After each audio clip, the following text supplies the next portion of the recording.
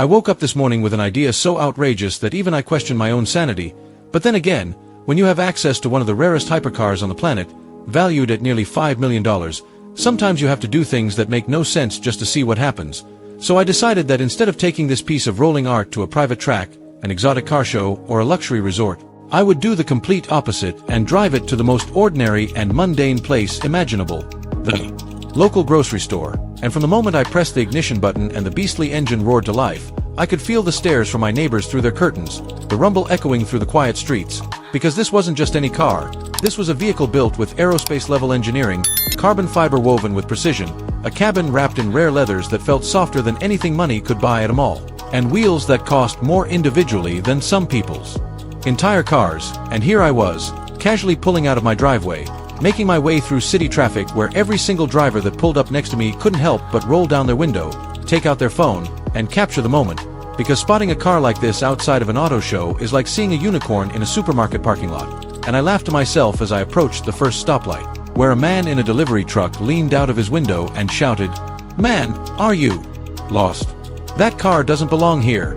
But I simply smiled and revved the engine, letting the sound bounce off the surrounding buildings, turning every head within a 3-block radius. And as I continued toward the grocery store, weaving slowly between ordinary sedans, SUVs, and pickup trucks, I couldn't help but reflect on the sheer absurdity of what I was doing. Because while most people are worried about where to park their average daily driver, I was worried about whether someone might bump a shopping cart into my multi-million-dollar hypercar, or worse, scratch the flawless paint job with a careless door swing. But I was committed, so I pulled into the grocery store parking lot, instantly transforming the atmosphere into something out of a movie scene. Because as soon as the car rolled across the asphalt, everyone stopped what they were doing, shoppers froze mid-step, kids pointed in disbelief, parents grabbed their phones to take photos, and even the store employees came rushing out to see if what they were witnessing was real. And I parked the car right in front, not in a distant corner spot like I originally considered, but front and center, because when you drive a car worth more than a mansion, you don't hide it, you let it breathe in public. And stepping out of the low-slung cabin, I felt like I had just landed a spaceship on Earth, as dozens of eyes followed my every move, some whispering, some cheering, some in total silence. And with all that attention, I realized something ironic. Inside, I was just another person with a grocery list, planning to buy bread, milk, eggs, and a few snacks. Yet the moment I locked the doors with the precision click of the key fob, the crowd around me acted like I had just walked away from the crown jewels, asking questions, begging for selfies, and one little kid even asked me if I was a superhero, which in that moment, with the car gleaming under the sun, I almost believed.